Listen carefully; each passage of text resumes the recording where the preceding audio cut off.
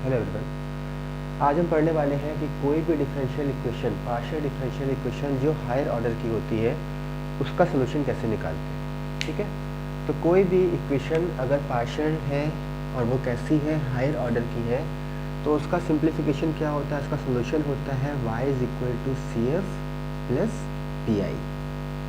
ठीक है, तो कोई भी हायर ऑर्डर की डिफरेंशियल इक्वेशन, तो उसका सोल्यूशन क्या होता है, हमेशा y is equal to C F plus P I. यहाँ पे सी एफ क्या होता है, सी एफ होता है कॉम्प्लीमेंट्री फंक्शन, और पी आई क्या होता है, पी आई होता है पार्टिकुलर इंटीग्रल। ठीक है ना। अब ये सी एफ कैसे निकालते हैं और पी आई कैसे निकालते हैं, तो इसके लिए क्या है, जैसे कोई डिफरेंशियल इक्वेशन है D two Y D X two plus D Y D X plus Y is equal to function of F x.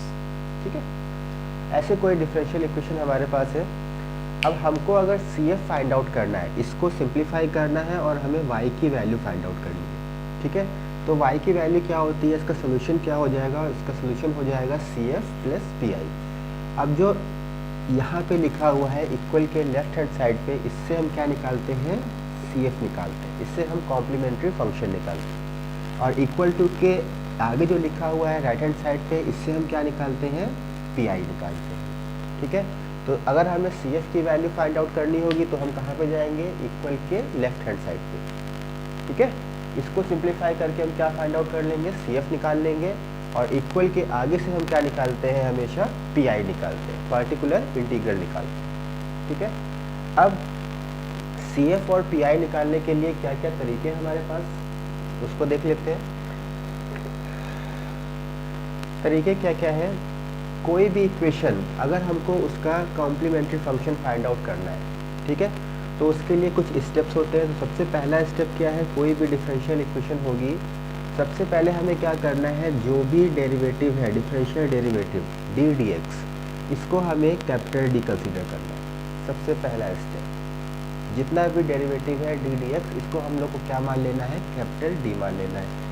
Second step क्या होता है, सेकंड स्टेप होता है जो कैपिटल डी माना हुआ है उसको हम लोग स्मॉल एम मान लेते हैं, और स्मॉल एम मानने के बाद हम क्या निकालते हैं, इसकी ऑक्सिलरी इक्वेशन निकालते हैं, इसकी ऑक्सिलरी इक्वेशन फाइंड आउट करते हैं। ठीक है, सबसे पहला काम डेरिवेटिव को कैपिटल डी मानना, सेकंड स्टेप कैपिटल डी को स्मॉल एम मानना, और स्मॉल एम मानने के बाद इसका ऑक्सिलरी इक्वेशन फाइंड आउट कर लेना। अब जब हम लोगों ने ऑक्सिलरी इक्वेशन निकाल लिया है, तो थर्ड स्टेप में क्या करेंगे, इसी ऑक्सिलरी इक्वेशन को सिंप्लीफाई करेंगे, और ऑक्सिलरी इक्वेशन को सिंप्लीफाई करके हम m की कुछ वैल्यूज़ फाइंड आउट कर लेंगे। इस ऑक्सिलरी इक्वेशन को सिंप्लीफाई करके हमें क्या करना है, स्मॉल m जो हमने माना हुआ था, इस स्मॉल m की कुछ वैल्यूज़ होंगी, उस वैल्यूज़ को फाइंड आउट कर लेंगे। क्लियर है। अब ये वैल्यू कितनी भी हो सकती है, अगर पावर 2 का इक्वेशन है तो 2 वैल्यूज़ होंगी, पावर 3 का इक्वेशन है तो 3 वैल्यूज़ होंगी, पावर n का इक्वेशन है तो यहाँ पे हमको n वैल्यूज़ मिलेंगी। ठीक है, अब इसके बाद क्या करना है, जब हमने m की वैल्यूज़ फाइंड आउट कर ली है, अब हम देखेंगे यहाँ पे हमारे पास 3 केस बनेंगे। ठीक है, जब भी हम m की वैल्यूज़ फाइंड आउट कर लेंगे तो यहाँ पे हमारे पास 3 केस बनते हैं। पहला केस बनेगा कि जो m की वैल्यूज़ आई है, ये जो m की वैल्यूज़ आई हैं, ये सारी रियल नंबर्स हो सकती हैं, है ना, ये सारी नंबर्स 1 2 3 4 -1 ठीक है, तो ये सब क्या हो सकती हैं, रियल नंबर्स हो सकती हैं।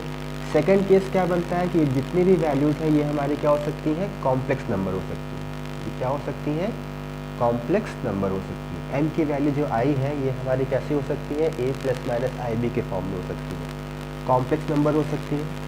ठीक है, और थर्ड क्या हो सकता है, ये हमारी इरेशनल फॉर्म में हो सकती है, अंडर रूट के फॉर्म में हो सकती है। ठीक है, तो यहाँ से हमारे पास 3 केस बनते हैं कि जो m की वैल्यूज़ है ये क्या क्या हो सकती है, रियल भी हो सकती है, कॉम्प्लेक्स a + ib के फॉर्म में भी हो सकती है, या अंडर रूट के फॉर्म में भी हो सकती है। अब अगर रियल है तो रियल के लिए हमारे पास अलग से फॉर्मूला है सी एफ का, अगर कॉम्प्लेक्स है तो कॉम्प्लेक्स के लिए अलग से फॉर्मूला है सी एफ का, और अगर अंडर रूट के फॉर्म में आ रही है वैल्यूज़ तो उसके लिए हमारे पास अलग से फॉर्मूला है सी एफ का। इसको हम लोग को याद करना होगा।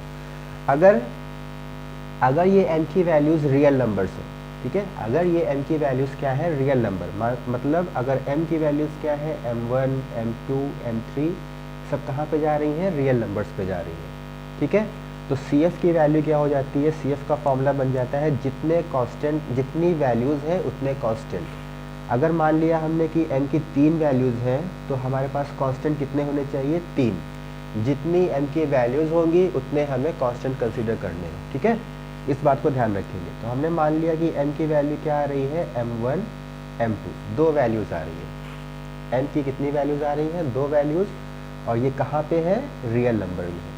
तो अगर m की 2 वैल्यूज़ m1 और m2 है, ये रियल नंबर को बिलोंग कर रही हैं, तो CF का फॉर्मूला क्या हो जाता है, CF का फॉर्मूला हो जाता है 2 वैल्यूज़ हैं तो 2 कांस्टेंट। तो पहला कांस्टेंट हो गया C1 e power m1x plus दूसरा constant C2 e to the power m2x।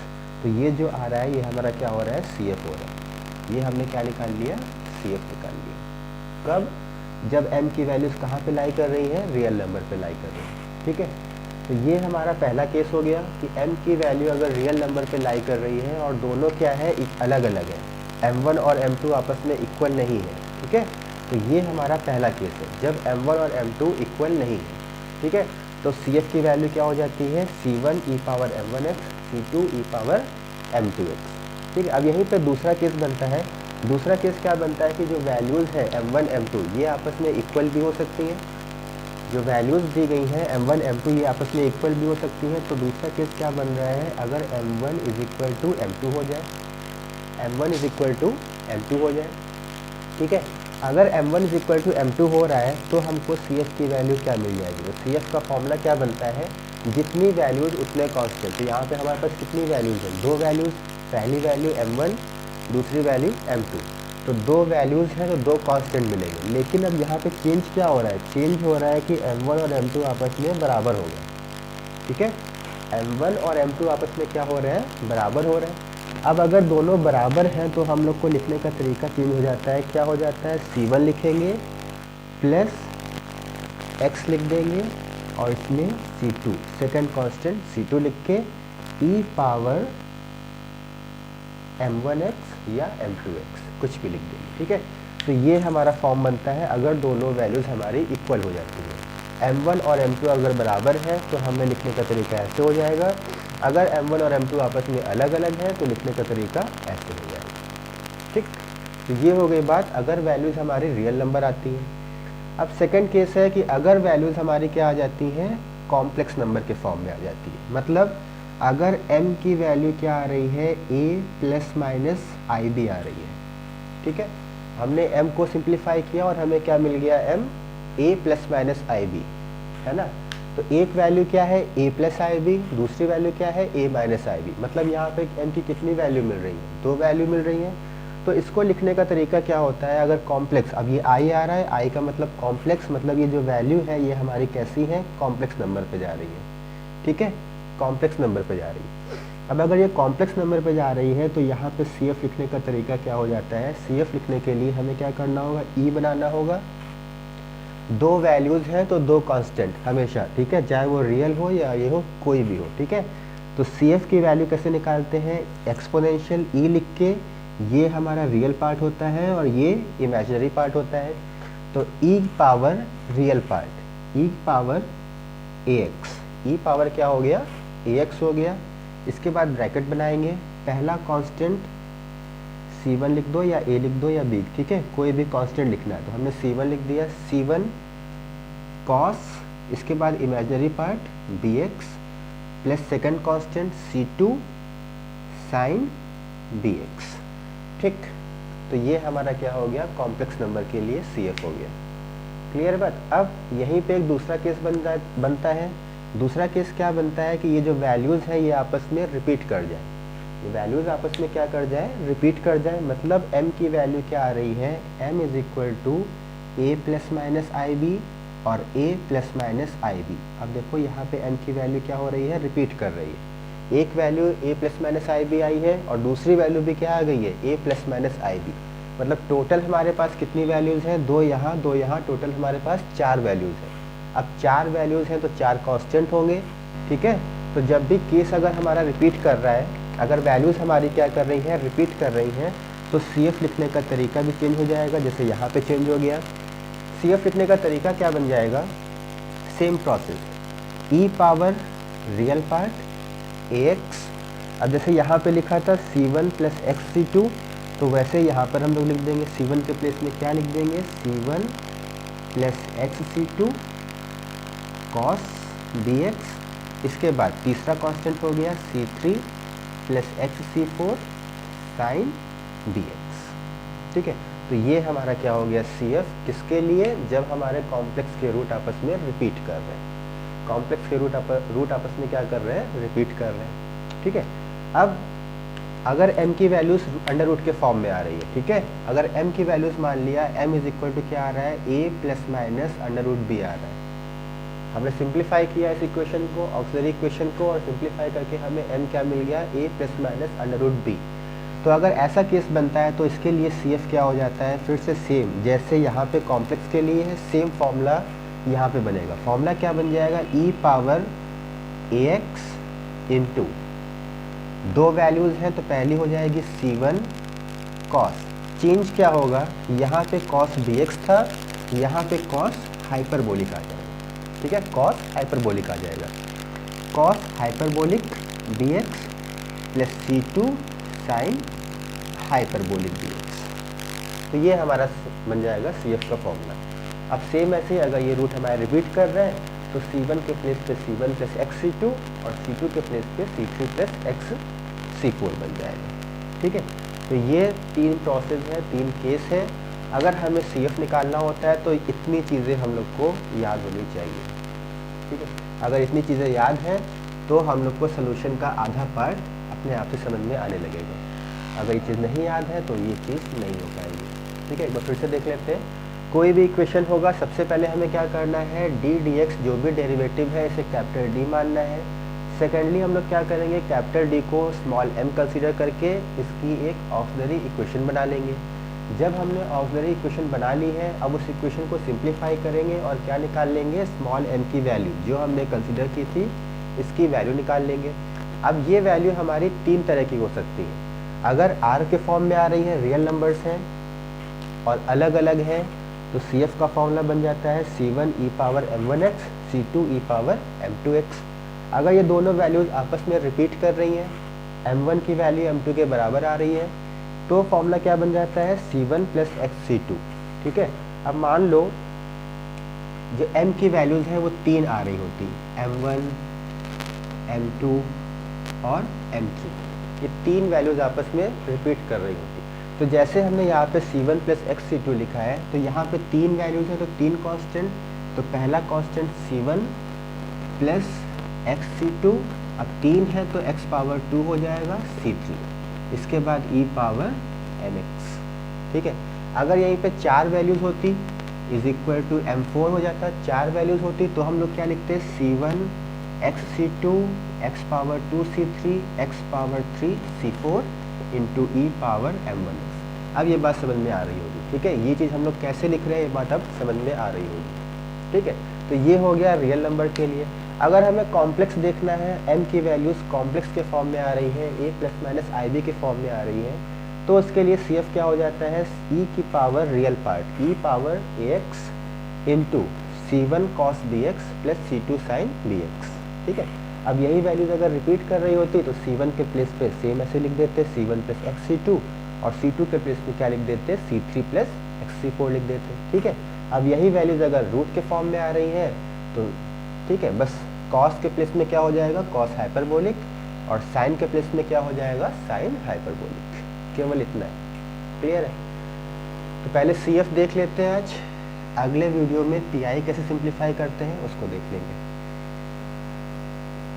ठीक,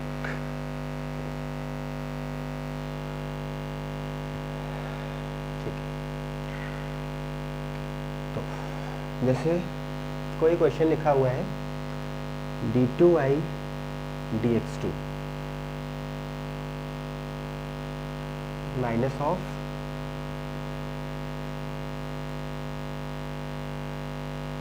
to dy dx plus 1 is equal to 0। ठीक, इसका हमको सिंप्लीफिकेशन करना है और इसका सोल्यूशन निकालना है। ये कोई डिफरेंशियल इक्वेशन है हमारे पास, इस डिफरेंशियल इक्वेशन को सिंप्लीफाई करके हमको इस डिफरेंशियल इक्वेशन का सोल्यूशन निकालना है।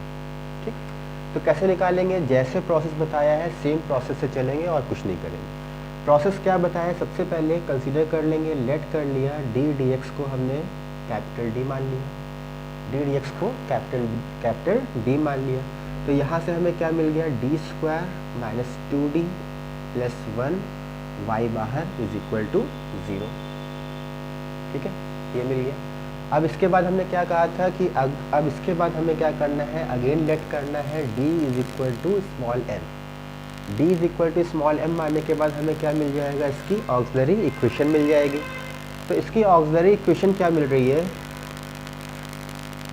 m square minus 2m plus 1 y is equal to 0। ठीक, अब इसकी ऑक्सिलरी इक्वेशन निकाल लेंगे। ऑक्सिलरी इक्वेशन क्या होती है? इस y को हटा दो, जो बचा है वो लिख लो। क्या बचा है? m square minus of 2m plus 1 is equal to 0। तो ये हमारी आ गई ऑक्सिलरी इक्वेशन। अब इस ऑक्सिलरी इक्वेशन को सिंप्लीफाई करके हमें क्या निकालना है? m की वैल्यूज। जैसे प्रोसेस लिखा है सेम वैसे ही चल रहा है, कुछ भी अलग नहीं किया है। ठीक है, सबसे पहले डी डी एक्स को हमें क्या मानना है? कैपिटल डी मानना है। सेकेंड स्टेप क्या है? डी को स्मॉल m मान लिया। थर्ड स्टेप में इसकी ऑक्सिलरी इक्वेशन निकाल दी। अब इस ऑक्सिलरी इक्वेशन को हमें सिंप्लीफाई करना है और स्मॉल m की वैल्यू फाइंड आउट करनी है। तो इसको सिंप्लीफाई कर सकते हैं। ये क्या लिखा है? m माइनस 1 का whole square is equal to 0। क्या लिखा हुआ है? m माइनस 1 का whole square is equal to 0। ठीक है, अब इसको अगर सिंप्लीफाई करेंगे तो हमें m की कितनी वैल्यूज़ मिल रही हैं? 2 वैल्यूज़, 1, 1। अब 1 और 1 क्या होता है? रियल नंबर होते हैं। 1 और 1 क्या है? Real number. अब ये रियल नंबर भी है और दोनों रूट्स हमारे क्या हो रहे हैं? रिपीट। ये भी 1 है, ये भी 1 है ना? ये भी 1, ये भी 1, मतलब दोनों क्या कर रहे हैं? हमारे रिपीट कर रहे हैं। अब अगर दोनों रिपीट कर रहे हैं तो हमको CF का फॉर्मूला पता है। CF क्या हो जाएगा? C1, 2 वैल्यूज़ है तो 2 constant, C1 plus x C2 e power 1x। तो ये हमारा हो गया CF। क्लियर है? इक्वल के आगे अगर 0 लिखा हो तो PI हमेशा क्या होता है? 0 होता है। अगर इक्वल के आगे 0 है मतलब PI की वैल्यू हमेशा क्या है? 0। तो CF पता है, PI पता है, y इज इक्वल टू क्या हो जाएगा? CF plus PI, CF plus PI। तो ये हमारा फाइनल आंसर हो गया। तो बात क्लियर है? अगर रूट्स हमारे रिपीट कर रहे हैं तो कैसे CF लिखना है ये बात क्लियर है। अगर रूट रिपीट ना कर रहे होते तो कैसे लिखना है ये भी बात क्लियर है। ठीक, अगर मान लेते हैं यहाँ पे 1,1 ना आके क्या आ जाता है? m इज इक्वल टू 1,2 आ जाता। ठीक है ना? तो CF क्या हो जाता है? CF हो जाता है C1 e power 1x plus C2 e power 2x। ये हमारा CF हो जाता है अगर वैल्यूज़ हमारी 1,2 आती। ठीक है ना? 1,2 ना आके वैल्यूज़ क्या आ रही हैं? 1,1 आ रही है, मतलब रिपीटेड रूट्स आ रहा है। रूट्स हमारे क्या हो रहे हैं? रिपीट हो रहे हैं। अगर रूट रिपीट हो रहे हैं तो CF हमको पता है कैसे लिखते हैं। CF लिख लिया, इक्वल के आगे 0 चल रहा है तो PI हमेशा 0 होता है, PI 0 हो गया। तो y is equal to CF plus PI। तो हमारा फाइनल आंसर क्या हो जाएगा? ये हमारा फाइनल आंसर हो जाएगा। ठीक है ना? बात क्लियर है? तो ये हो गया रियल नंबर के लिए। सेम ऐसे ही अब देखते हैं कॉम्प्लेक्स में हमें क्या करना होता है। अगर कोई भी इक्वेशन है उसको हमें सिंप्लीफाई करके कॉम्प्लेक्स के फॉर्म में लाना है। जैसे कोई इक्वेशन लिखा है d2y upon dx2 plus 4 is equal to 0 plus 4y is equal to 0। ठीक, plus 4y is equal to 0 ये लिखा हुआ है। तो इसको हमें सिंप्लीफाई करना है। तो सबसे पहले जैसे प्रोसेस बताया सेम वैसे ही करेंगे। सबसे पहले कंसीडर कर लिया d dx को कैपिटल D मान लिया। तो इक्वेशन हमारा क्या बन गया? d square plus 4y is equal to 0 बन गया। सेकेंडली हमें क्या करना है? d को स्मॉल m कंसीडर करना है। तो small m square plus 4y is equal to 0। इसके बाद इसकी ऑक्सिलरी इक्वेशन बनानी है। ऑक्सिलरी इक्वेशन क्या हो गई? m square plus 4 is equal to 0। m square plus 4 is equal to 0। ये हमारी ऑक्सिलरी इक्वेशन हो गई। अब इस ऑक्सिलरी इक्वेशन को सिंप्लीफाई करना है तो m square is equal to minus 4। तो m की वैल्यू हमें क्या मिल गई? प्लस माइनस 2i मिल गई। m इज इक्वल टू क्या मिल गया? Plus minus 2i। अब इसको हम लोग क्या लिख सकते हैं, m is equal to 0 plus minus 2i लिख सकते हैं, m is equal to 0 plus minus 2i। अब यहाँ पे i दिख रहा है, मतलब ये जो हमारी वैल्यूज़ आ रही है ये कहाँ पे जा रही है, कॉम्प्लेक्स नंबर पे जा रही है, ठीक है ना। ये वैल्यूज़ हमारी कहाँ पे जा रही है, कॉम्प्लेक्स नंबर में। अब अगर ये वैल्यूज़ हमारी कॉम्प्लेक्स नंबर में जा रही है तो इसका CF निकालना आता है हम लोग को। CF का फॉर्मूला क्या बताया है, e पावर रियल पार्ट क्या है, 0 है, तो e पावर 0x इंटू दो वैल्यूज़ है, एक वैल्यू प्लस की एक वैल्यू माइनस की, तो कांस्टेंट भी कितने होंगे, दो कांस्टेंट होंगे। पहला कांस्टेंट हो गया C1 कॉस इमेजिनरी पार्ट क्या है, 2 है, तो C1 cos 2x plus C2 sign 2x, ये हमारा फाइनल आंसर हो जाएगा। अब e पावर 0 क्या होता है, 1 होता है, तो CF इज इक्वल टू क्या हो गया, C1 cos 2x plus C2 sign 2x। अब इक्वल के आगे 0 है तो हमारा PI क्या हो जाएगा, 0 हो जाएगा। तो फाइनल आंसर क्या हो गया, CF प्लस PI, मतलब C1 cos 2x plus C2 sign 2x, ये हमारा फाइनल आंसर बन के आएगा। ठीक, तो जब भी कॉम्प्लेक्स नंबर का क्वेश्चन आएगा तो हमें कैसे सिंप्लीफाई करना है, समझ में आ रहा है, क्लियर है बात, ये बात हमको समझ में आ रही है। अब इसके बाद आखिरी केस है, जब इक्वेशन हमारा क्या हो जाता है, अंडर रूट के फॉर्म में आ जाता है। ठीक है, जैसे कोई क्वेश्चन लिखा हुआ है d² minus of 4d plus 1 y is equal to 0। ठीक है, ये इक्वेशन लिखा हुआ है। अब इसको हमें सिंप्लीफाई करना है और इसके लिए CF और PI की वैल्यू फाइंड आउट करनी है।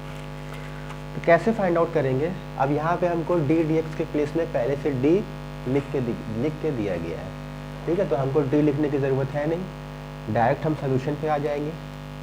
अब हमें क्या करना है, एक स्टेप हमारा पहले से कैंसिल है, तो अब हमें क्या करना है, कैपिटल D को स्मॉल m कंसीडर कर लेना है। कंसीडर करेंगे तो m² minus of 4m plus 1 y is equal to 0। अब इसके बाद हमने क्या कर लिया, इसका ऑक्सिलरी इक्वेशन बना लिया।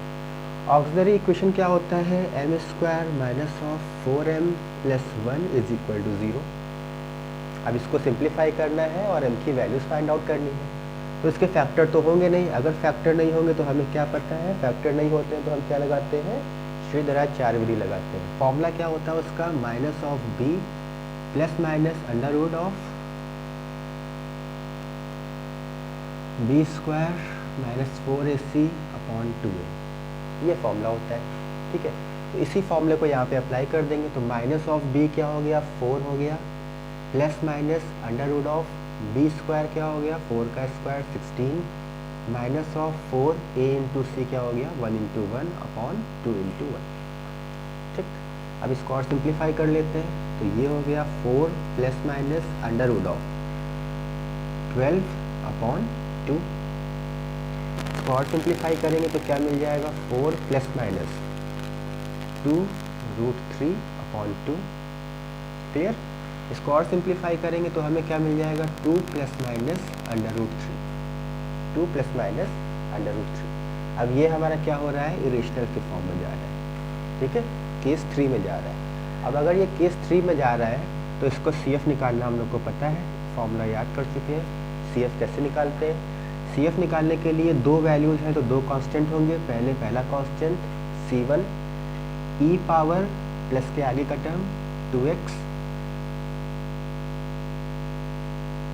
इसके बाद पहला कांस्टेंट C1, यहाँ पे कॉस के साथ क्या आ जाता है, हाइपरबोलिक आ जाता है, cos hyperbolic 3x plus C2 sine hyperbolic 3x। तो ये हमारा CF हो गया। PI हमारा 0 है, CF पता है, PI पता है, y is equal to CF plus PI। Final answer हम लोग निकाल सकते हैं। ठीक है ना, बात क्लियर हो रही है। हम लोग को कोई भी इक्वेशन आएगा, तीनों केस में कोई भी इक्वेशन आता है, अगर फॉर्मूला याद है CF का तो कैसा भी इक्वेशन होगा वो हम लोग अपने आप से सिंप्लीफाई कर सकते हैं। ठीक है ना, कर सकते हैं। अब कुछ और क्वेश्चंस देख लेते हैं इसके।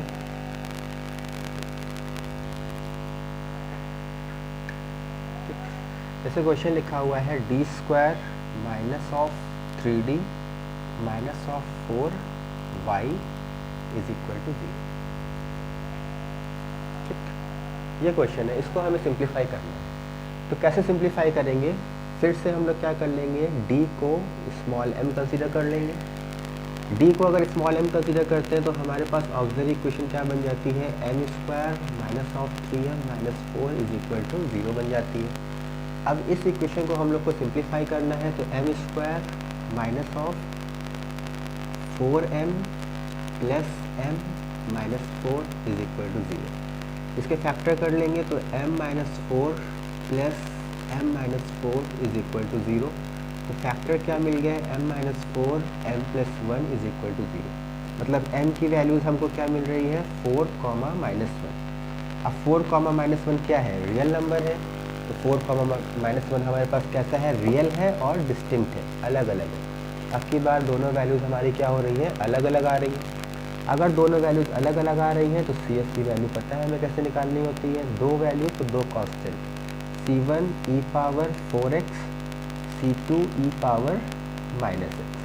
अब Pi इक्वल के आगे 0 है तो Pi क्या हो गया, 0 हो गया। तो फाइनल आंसर क्या हो जाएगा, y is equal to C1 e power 4x C2 e power minus x। तो ये हमारा फाइनल आंसर है। ठीक है, तो ये बात समझ में आ रही होगी CF कैसे निकालना होता है, प्रोसेस क्या है। केवल प्रोसेस पे चल रहा, कोई भी क्वेश्चन होगा वो अपने आप से सिंप्लीफाई होगा। प्रोसेस उम्मीद है कि समझ में आ रहा होगा। एक बार फिर से देख लो प्रोसेस, याद बस मेन है प्रोसेस याद होना चाहिए। ठीक है, क्वेश्चन कोई भी हो कैसा भी हो वो अपने आप से सिंप्लीफाई होता है। सबसे पहले हमें क्या करना होता है, dx को कैपिटल D मानना होता है। सेकेंडली क्या करना होता है, कैपिटल D को स्मॉल m कंसीडर करना है, और कैपिटल D को स्मॉल m कंसीडर करते ही हमें क्या मिल जाती है, ऑक्सिलरी इक्वेशन मिल जाती है। ऑक्सिलरी इक्वेशन इस फॉर्म में ऑक्सिलरी इक्वेशन मिल जाती है। अब इस ऑक्सिलरी इक्वेशन को सिंप्लीफाई करके हमें क्या करना है, m की वैल्यूज़ फाइंड आउट करनी है। m की वैल्यूज़, इस इक्वेशन को सिंप्लीफाई करके m की वैल्यूज़ फाइंड आउट करनी है। m की वैल्यूज़ फाइंड आउट कर ली। अब जैसे ही m की वैल्यूज़ फाइंड आउट करेंगे, ये वैल्यू या तो रियल होगी या कॉम्प्लेक्स होगी या इरेशनल होगी। ठीक है, या तो रियल या तो कॉम्प्लेक्स या तो इरेशनल। रियल में भी repeat non repeat, repeat non repeat, repeat non repeat, या तो रूट्स हमारे रिपीट करेंगे या तो नहीं करेंगे। ठीक है, तो ऐसे हमारे पास 6 केस बन जाते हैं। अब 6 केस के लिए सारे फॉर्मूले पता है। अगर रियल है तो फॉर्मूला क्या होता है पता है, कॉम्प्लेक्स है तो मेन है ये फॉर्मूले याद करना। ठीक है, ये फॉर्मूले याद होने चाहिए और ये जो प्रोसेस है ये याद होना चाहिए। अगर इतना याद है तो CF में कहीं कोई प्रॉब्लम नहीं होगी। ठीक, तो इसकी प्रैक्टिस करेंगे नेक्स्ट टर्न पे, नेक्स्ट वीडियो पे। PI कैसे सिंप्लीफाई करते हैं, PI के लिए भी हमको यहीं पे आना होगा। ठीक है, इस y को रिमूव कर देंगे, जितना भी D का फॉर्म लिखा हुआ है यहीं से क्या करते हैं हम लोग, PI फाइंड आउट करते हैं। तो नेक्स्ट टर्न पे देखेंगे PI कैसे सिंप्लीफाई करते हैं। उसके लिए भी कुछ फॉर्मूले हैं, उन फॉर्मूलों को हम लोग को याद करना होगा। जैसे ही फॉर्मूले याद हो जाएंगे PI में कहीं कोई प्रॉब्लम नहीं आएगी। ठीक है ना, क्लियर बात। तो इसको प्रैक्टिस करते हैं, नेक्स्ट टाइम पे मिलते हैं और PI सिंप्लीफाई करते हैं। ठीक।